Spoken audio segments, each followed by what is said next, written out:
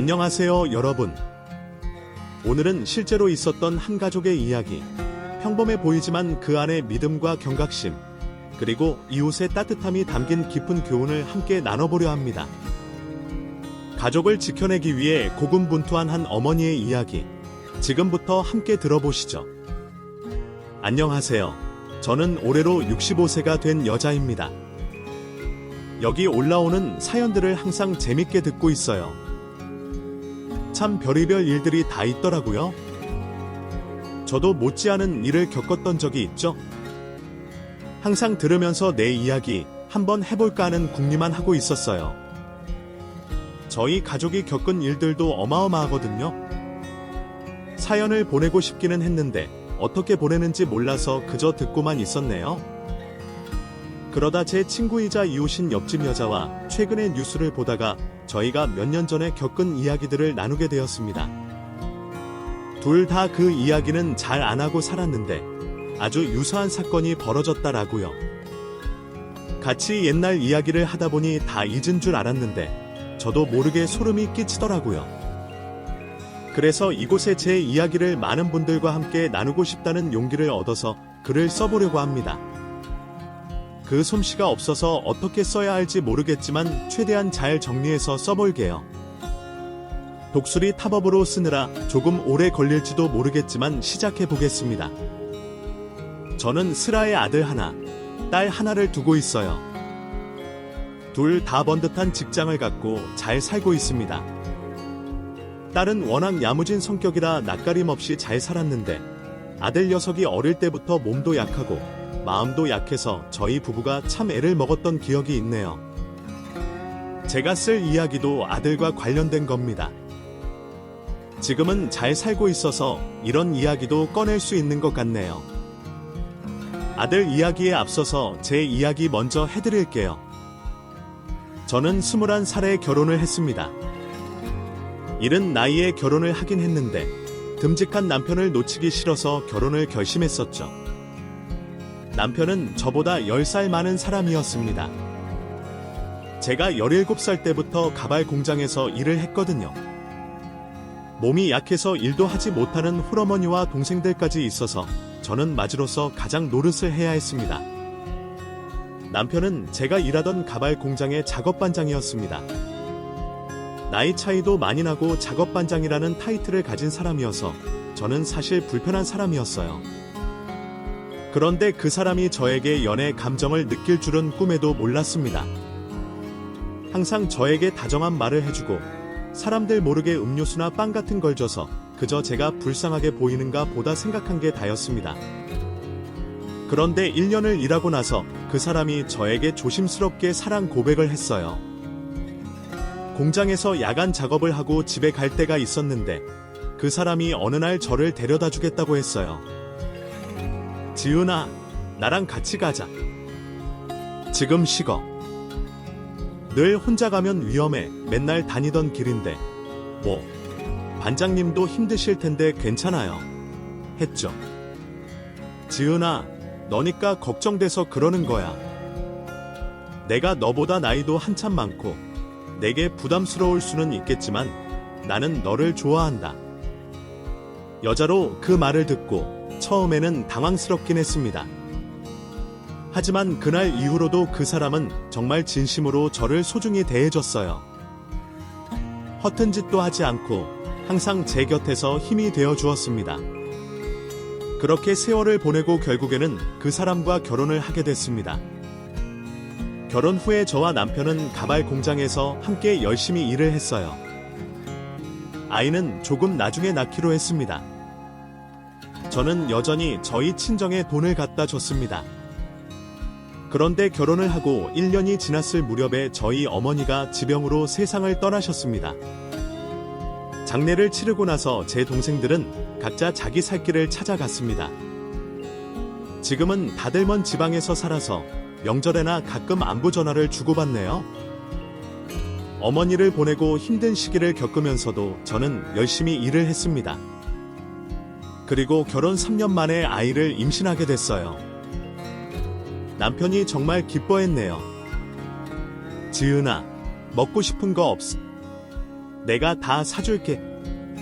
나는 다른 건 모르겠고 자꾸 복숭아가 땡기네. 복숭아. 그래, 내가 복숭아 사다 줄게. 잠깐만 기다려. 이 밤에 어딜 가서 사온다고. 글쎄, 과일 가게 하는 친구 좀만 기다려. 남편은 그 야밤에 한달음에 가서 제가 먹고 싶다는 과일을 사다 줬습니다. 남편이 지극정성으로 저를 돌봐줘서 저는 아무 탈 없이 25살에 아이를 출산하게 됐네요. 그런데 아이를 낳고 얼마 지나지 않아서 저희가 다니던 가발 공장이 경영난으로 한순간에 망해버렸어요. 저와 남편은 일터를 잃고 망연자실한 상태였습니다. 하지만 거기서 굴하지 않았어요. 남편은 착실히 모아둔 돈이 있었습니다. 그 돈으로 저희는 새로운 일을 하자고 결심했어요. 저희가 살던 지역에 유동인구가 많은 번화가에 과일 가게를 차렸습니다. 근처에 술집도 많고 과일 납품할 곳이 많았어요.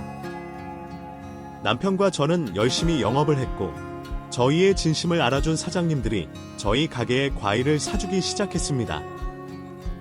초반에는 힘들었지만 점점 장사가 잘 돼서 가발 공장에 다니던 때보다 훨씬 많은 돈을 벌게 됐어요.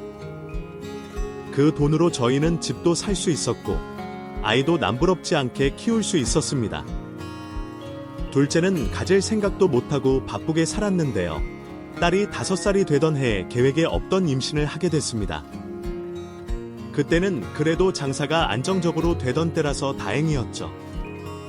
남편은 우스갯소리로 말했습니다.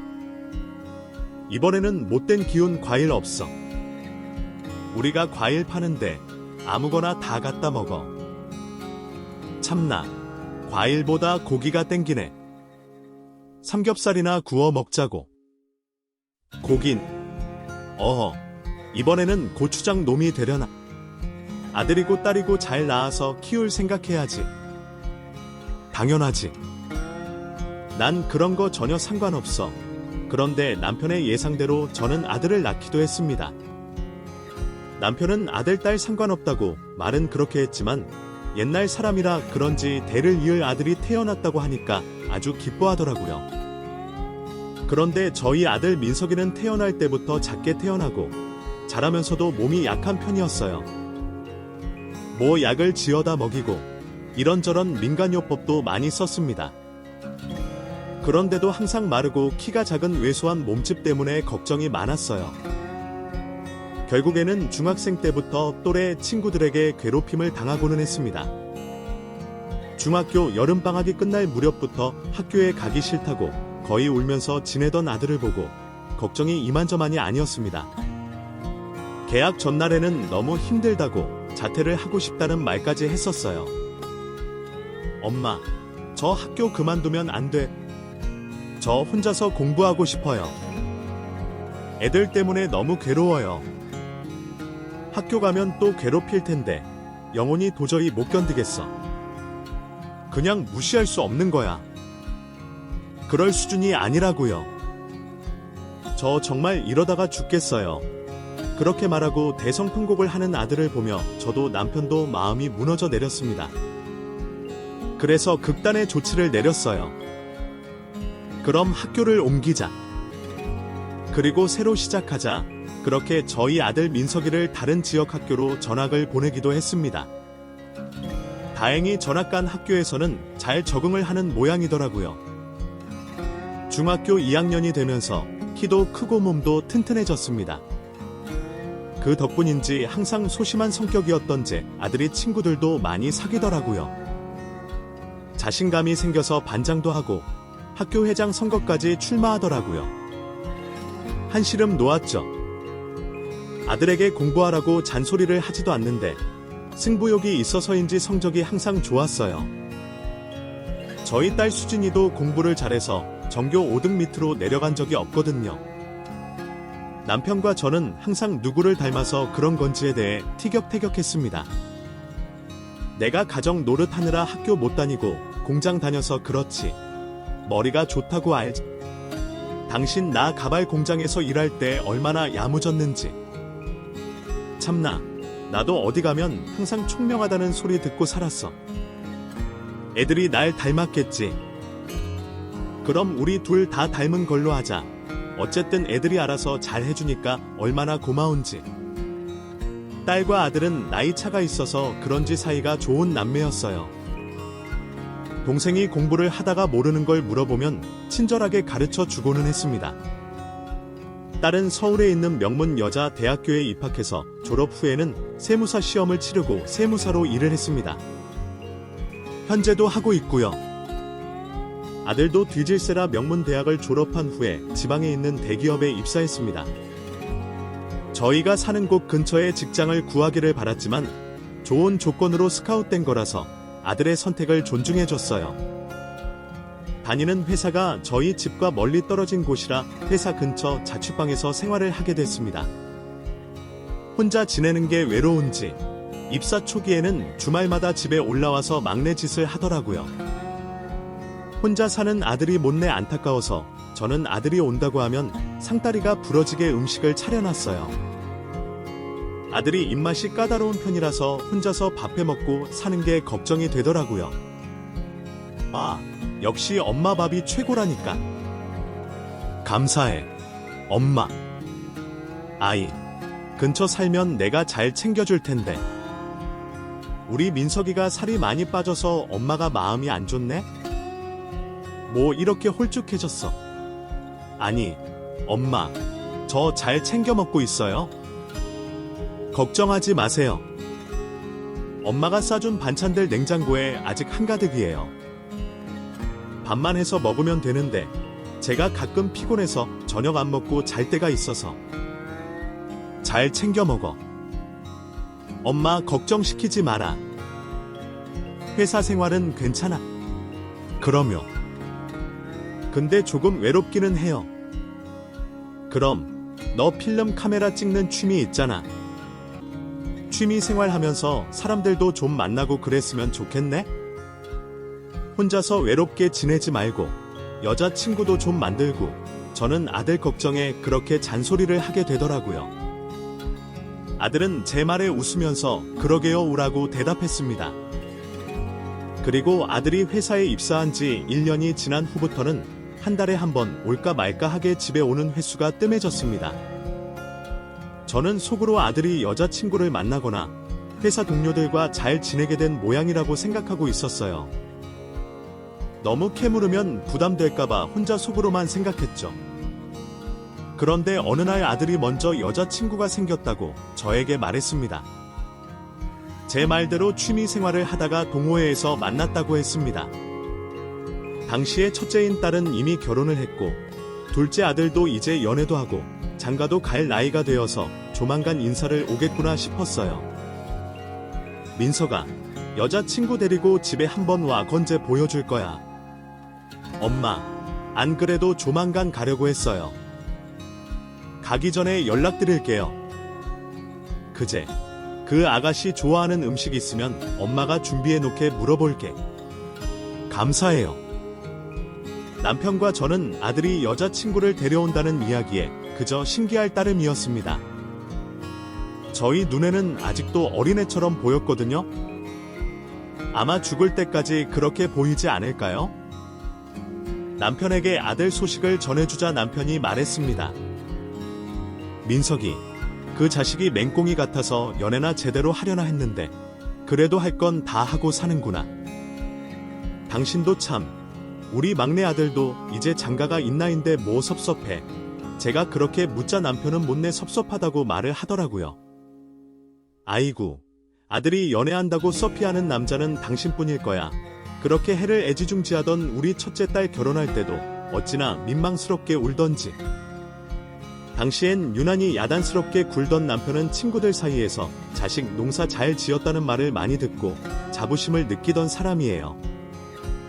자식들이 이제 다 커서 제 손에서 떠나간다는 게 못내 아쉬운 눈치였습니다. 당시에 저희는 과일 장사로 돈을 많이 모아서 신도시에 아파트를 3채 가지고 있었어요. 아들이 결혼을 하면 그중 하나를 아들의 명의로 돌려줄 생각이었습니다. 남편도 저도 모을 줄만 알았지 쓰고 사는 걸 몰라서 신도시에 부동산 투자만 해놓고 저희는 과일 가게 근처에 오래된 아파트에 살고 있었어요. 그런데 아들이 여자친구를 사귀어왔을 즈음에 신도시 아파트 중 하나에 전세로 살던 사람들이 나가고 큰맘 먹고 저희가 그 집으로 들어가기로 했습니다. 요즘은 이사를 한다고 떡을 돌리는 사람이 거의 없잖아요. 그런데 남편은 기웃 간의 정이라는 게 있다면서 시루떡을 준비했어요. 요즘 누가 떡을 돌린다고. 사람들 부담스러워해.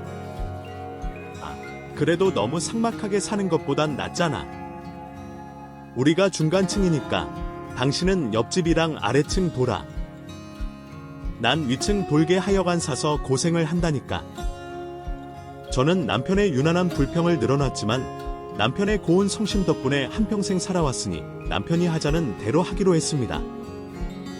그리고 남편과 저는 쉬는 날 하루 동안 아파트 전 세대의 시루떡을 다 돌렸습니다. 없는 집에는 문 앞에 메모를 남기고 갔어요. 시루떡을 받는 사람들이 참 의아해하더라고요. 그리고 옆집을 마지막으로 방문했는데 옆집 아주머니가 제 또래였습니다. 제가 떡을 주니까 다른 이웃들과 다르게 너무 고마워해서 저도 기분이 좋더라고요. 어머, 요즘 이사 왔다고 떡 돌리는 사람들 없는데 고마워요. 잘 먹을게요. 옛날 생각난다. 제 또래 같은데 친하게 지내요. 그럴까요? 그렇지 말고 들어오세요. 저는 오랜만에 제 또래의 사람과 손주 얘기부터 남편 얘기까지 사는 이야기를 신이 나서 서로 나누었습니다. 사람이 조금 수다스럽고 끼가 있어도 심성이 나쁜 사람은 아닌 것 같더라고요. 남의 이야기를 전할 때 부정적인 이야기는 하나도 하지 않았어요. 남의 말 옮기는 사람들은 제 말도 옮기기 마련이잖아요. 그런데 그 사람은 말을 고르면서 했던 그 점이 마음에 들었습니다. 처음 만났는데도 오래 알고 지낸 친구 같아서 저도 편하게 이런저런 이야기를 하게 됐습니다. 제가 은퇴를 하고 요즘은 집에서 손주나 보니까 너무 외출도 잘 안 하고 집에서 뉴스 틀어놓고 있어요. 그러시구나. 저는 아직 손주는 못 봤는데 아들 키우기 힘들지 않으세요? 솔직한 말로 힘들긴 한데 그래도 힘들 때마다 웃는 거 보면 온갖 근심이 다 사라지고 너무 좋아요. 어떻게 자녀분들은 시집 잘 가셨나? 딸은 시집 갔는데 아직 소식은 없고 아들은 이제 철들었다고 여자친구 소개하러 온다네요. 어머, 좋으시겠다. 호호, 섭섭하기도 하시고. 아이고, 오랜만에 이웃이랑 이렇게 이야기 나누니까 좋네요. 우리 다이 도통갑인데 친하게 지내요. 그래요. 그럽시다. 그날 이후로 옆집 여자와 종종 만나서 같이 장도 보러 다니고 집에 놀러와서 대화를 나누며 간식거리도 먹고 잘 지냈습니다. 저는 과일 가게 일을 그때까지 하고 있었기 때문에 자주는 만나지 못해도 시간이 나면 그 친구 생각이 나더라고요. 만나면 같이 동네 공원도 산책하고 카페에 가서 차도 마시면서 이런저런 사는 대화를 나누는 동네 친구가 됐어요. 옆집 친구가 요리 솜씨가 좋아서 저에게 가끔씩 반찬을 나누어 주기도 했습니다. 저는 그 친구에게 과일을 주기도 했고요. 나중에 그 친구 덕에 큰일을 당할 뻔한 걸 넘겨서 제가 어찌나 고마워했는지 몰라요.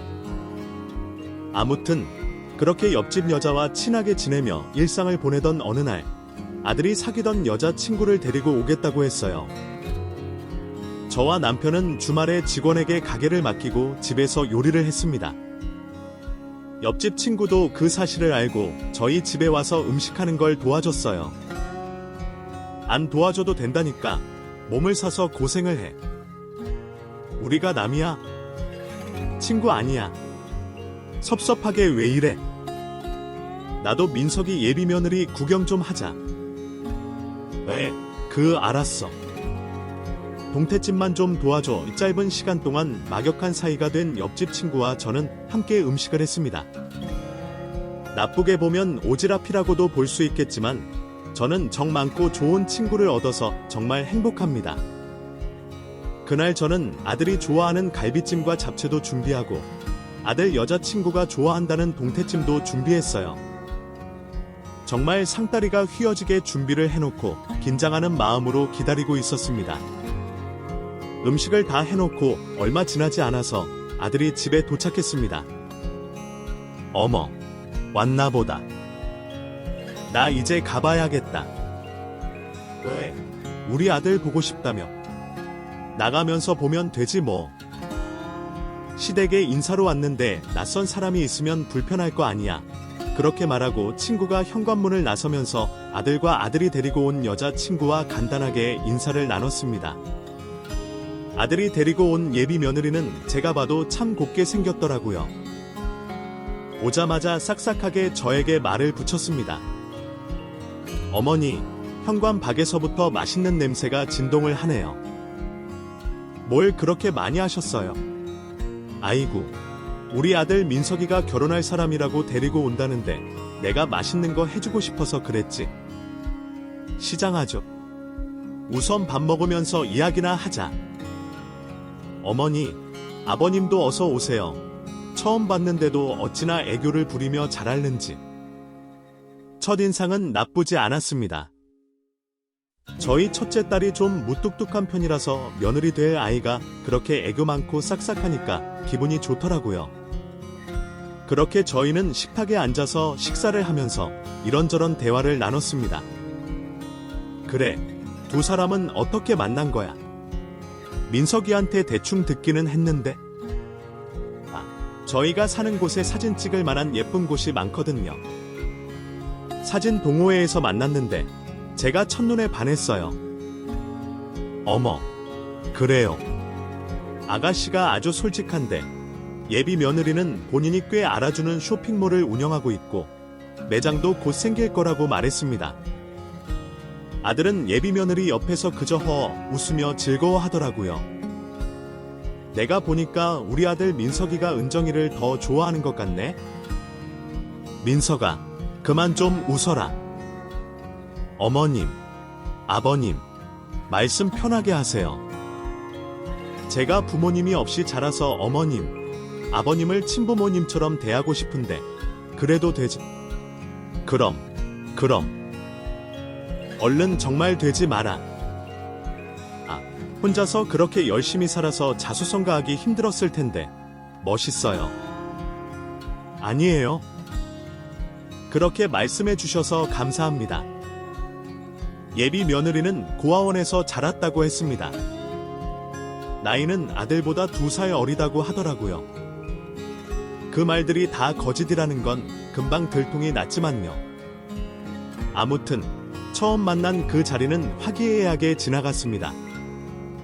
제가 일 때문에 좀 바빠서 오늘은 이만 가보겠습니다. 어머니, 아버지, 조만간 또 올게요.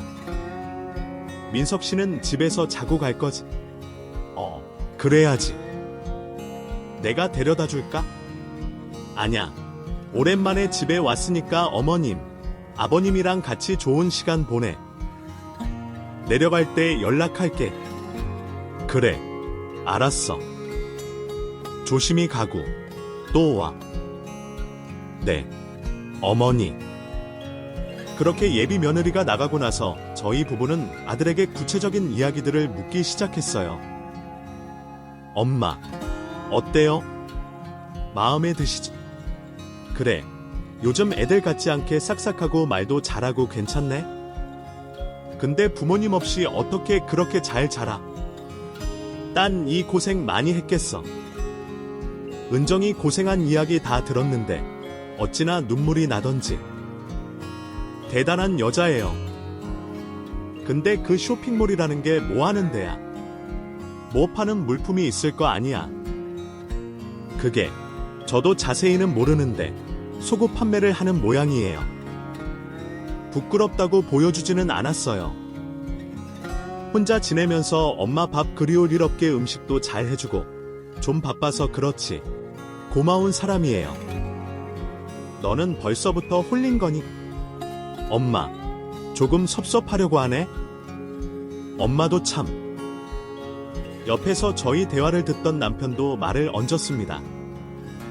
그래, 아빠도 좀 그렇네? 우리 아들 퍼져서 장가 간다고 하니까 마음이 영 편하지만은 않아. 남편이 그렇게 말하자 아들이 호탕하게 웃음을 지었습니다. 그렇게 오랜만에 즐겁게 대화를 나누고 있는데 현관벨이 울리더라고요. 뭐야, 사람이 없는데 누가 왔나 싶어서 문을 열었더니 옆집 친구가 문 앞에서 얼굴이 하얗게 질려서 저를 보고 있었습니다. 어머, 얼굴이 왜 그래? 무슨 일 있어? 지은씨, 며느리 될래 조심해야 돼. 아까 인사하러 온 애랑 같은 애야. 무슨 말이야? 옆집 친구는 횡설수설하면서 어쩔 줄 몰라 하며 말을 이었어요.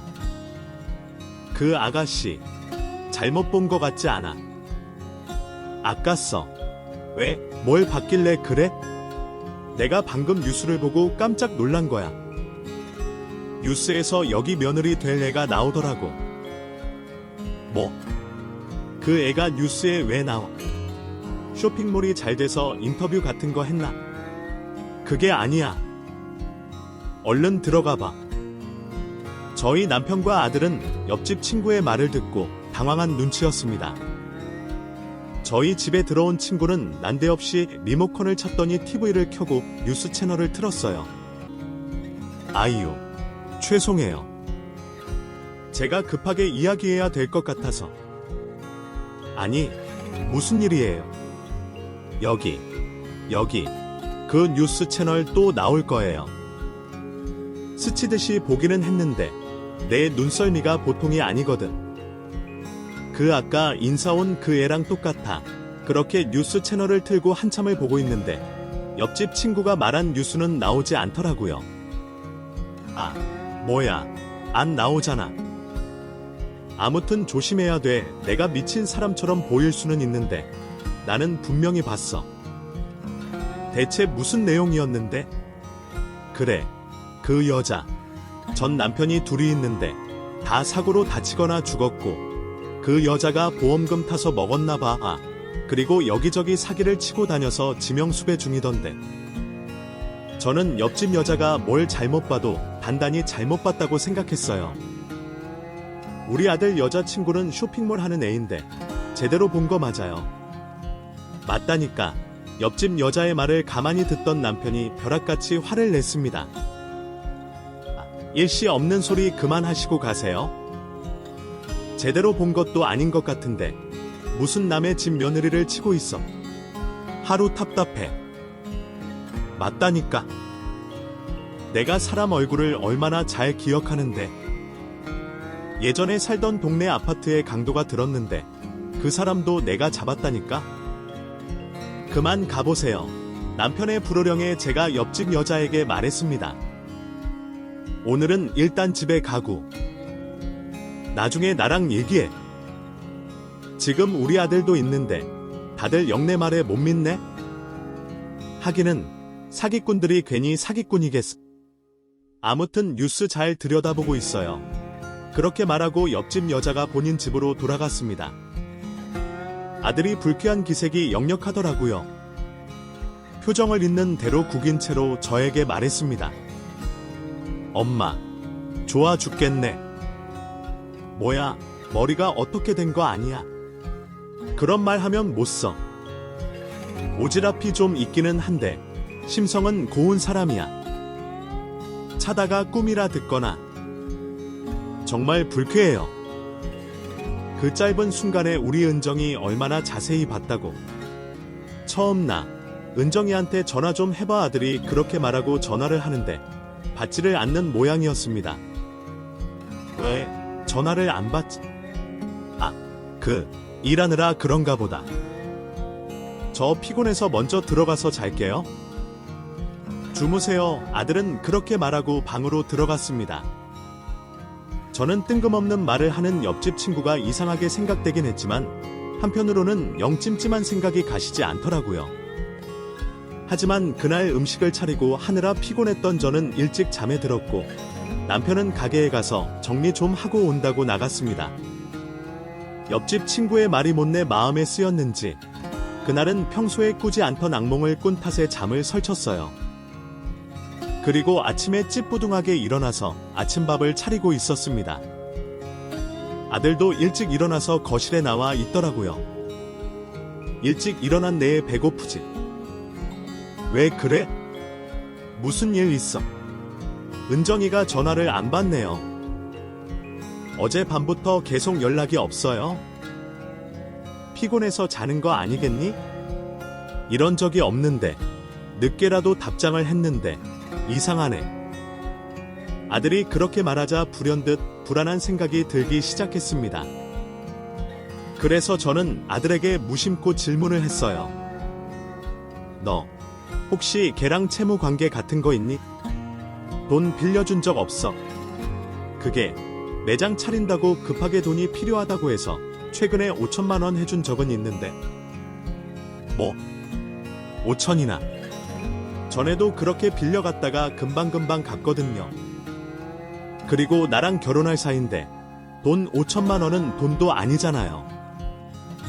애가 가까운 사람일수록 돈 관계는 조심해야 하는 건데. 차용증 같은 거는 썼어? 아니에요. 엄마까지 왜 그래요? 저는 아무래도 불안한 생각이 가시질 않았고 밥을 차리는 걸 미루고 텔레비전을 켰습니다. 마침 뉴스가 나오고 있었어요. 가만히 앉아서 뉴스를 보고 있다가 이게 뭐 하는 짓인가 싶어서 자리를 털고 일어나려는 순간 그 전날 본 며느리 얼굴이 떡하니 화면에 비치고 있었습니다. 뭐야, 쟤 어째서 소리치자. 다른 짓을 하다가 제 말에 텔레비전을 본 아들이 갑자기 뒷목을 잡고 쓰러질 뻔했습니다. 뉴스에서는 보험 사기를 하고 본인 엄마를 시골에 내다 버린 후에 연금을 타먹는 예비 며느리의 이야기가 나오고 있었어요. 이름도 저희가 아는 은정이 아니라 정이었습니다. 나이도 아들보다 5살이 많더라고요. 보험사에서 남편 사고 보험금을 타먹으려 하다가 보험사에서 확인했더니 예비 며느리 아니 그 사기꾼 여자와 알고 지내던 깡패 동생과 함께 사고를 꾸몄던 게 밝혀졌다고 했습니다. 저 새끼, 뭐 어떻게 이런 일이? 저 남자도 아는 사람이야.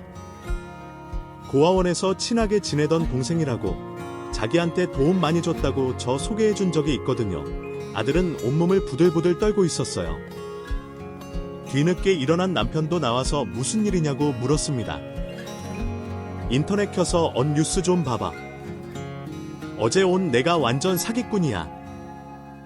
대체 또 무슨 소리야? 방금 뉴스에 나왔다니까. 제가 소리를 지르자 남편이 인터넷 뉴스를 검색하기 시작했어요.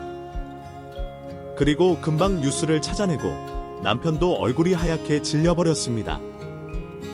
남편과 아들 둘 다 기가 막힌지 아무것도 하지 못하고 넋을 놓고 있었어요. 그런 두 사람을 두고 저는 경찰서에 전화를 걸었습니다. 그리고 아들과 함께 경찰 조사를 받으러 갔어요. 아들은 그 사기꾼 여자와 있던 일을 상세히 말해주었고 성실히 조사에 임했습니다. 조사를 받고 와서 아들은 회사에 휴가를 내고 저희 집에 머물렀어요. 어머니, 아버지, 정말 죄송해요. 정말 바보인가 봐요. 어떻게 그걸 속고. 괜찮아. 이제라도 알아서 다행이지. 옆집 여자 덕에 헐, 네 잘못 하나도 없어. 엄마가 괜히 취미생활 하라고 하는 바람에 거기서 그런 사기꾼 여자를 만난 거 아니? 내가 미안하다. 아니에요. 어머, 그런 말씀 하지 마세요. 그래, 사기친 년이 잘못이지. 우리가 무슨 잘못이? 얼른 차 피워야 할 텐데. 무서워라. 저희 대화를 들은 남편은 옆에서 한숨만 내쉬고 있었습니다. 그러다가 옆집 여자에게 미안하다고 말하더라고요. 그나저나 어젯밤에 내가 너무 매몰차게 쫓아내서 미안해. 어쩌지? 어쩌긴 뭘 어째. 체에 가서 사과해야지. 나랑 같이 가 아이. 그럼 과일이랑 좀 이것저것 사서 가져다가 주자고. 남편과 저는 저희 과일 가게 들어오는 최고급 과일들과 하늘을 사서 옆집에 찾아갔어요. 웬일이야? 뉴스 봤어. 또 나왔나? 어제는 죄송했어요. 제가 아주머니 말을 믿고 싶지가 않아서. 이건 미안한 마음에 드리는 거니까 맛있게 드셔주시고요. 그 어제 제 불찰 잊어주세요. 고마워요. 어머, 아이유끼리 당연한 일을 한 건데 뭐 그 당황하셨겠지. 괜찮아요. 그래도 이건 신성리가 있으니까 받을게요. 좀 들어와서 이야기 좀 나누다가 가실래요? 당신 이야기 나누고 난 집에 가 있을게. 아무튼 고마워요. 죄송하고요. 남편은 아들과 함께 집으로 들어갔고 저는 옆집 친구 집으로 가서 이야기를 나눴습니다.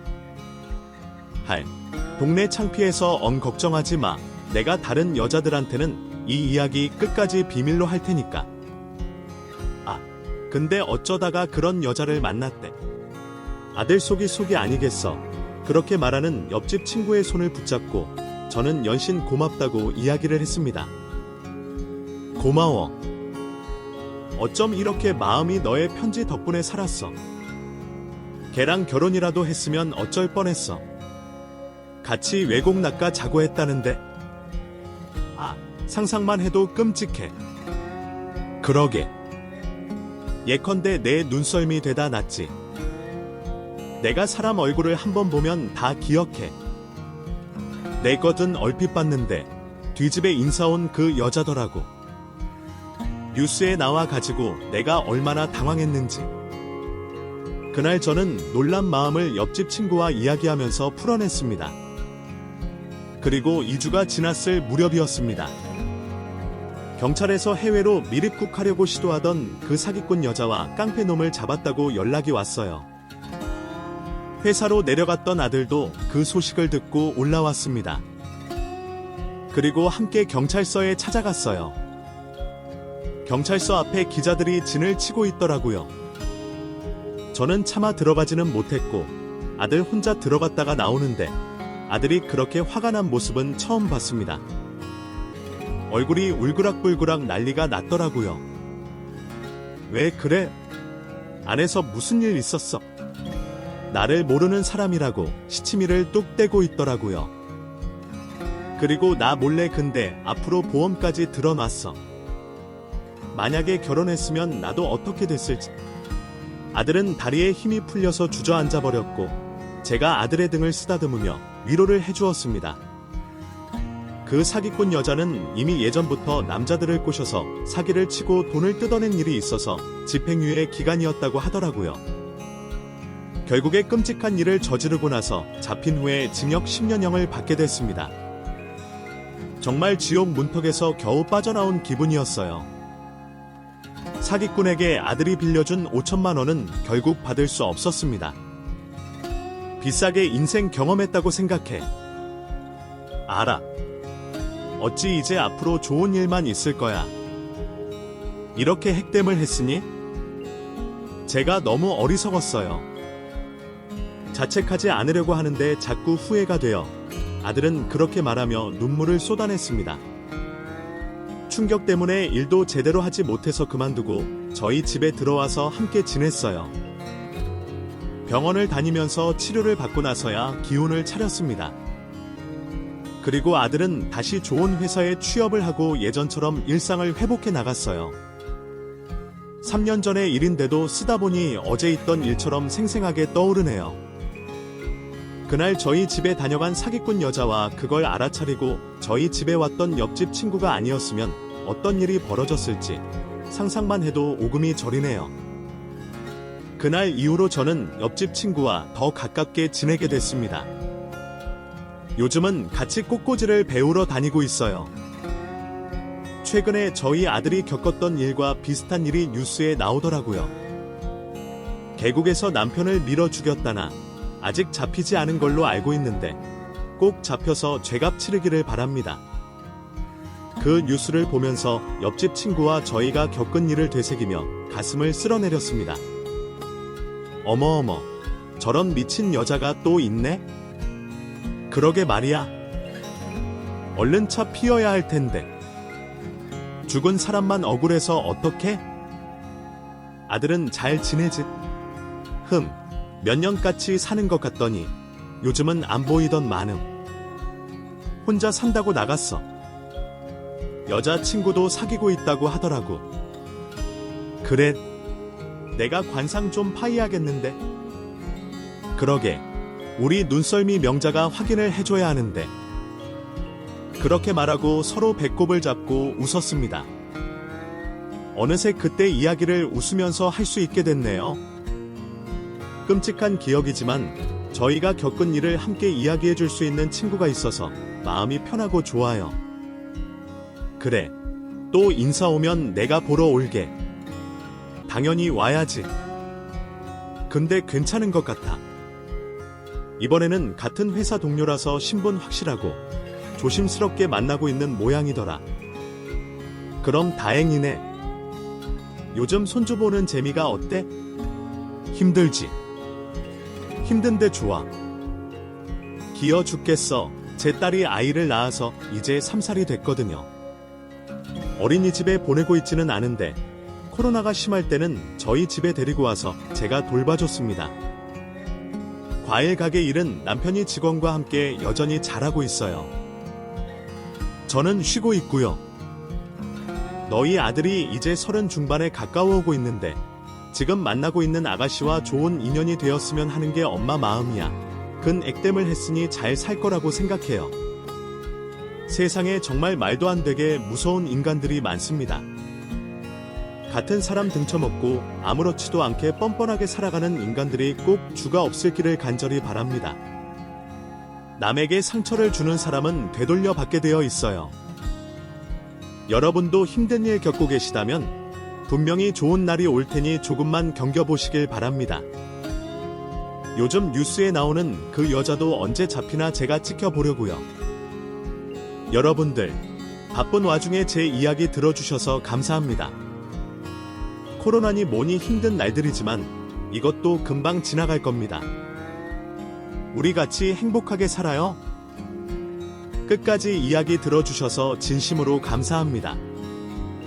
인생은 언제나 예기치 못한 일들로 가득하지만 따뜻한 마음과 깨어있는 시선이 있다면 어떤 어려움도 이겨낼 수 있습니다. 이 이야기가 의미 있었다면 좋아요, 구독, 그리고 공유로 응원해주세요. 다음 이야기에서 또 만나요.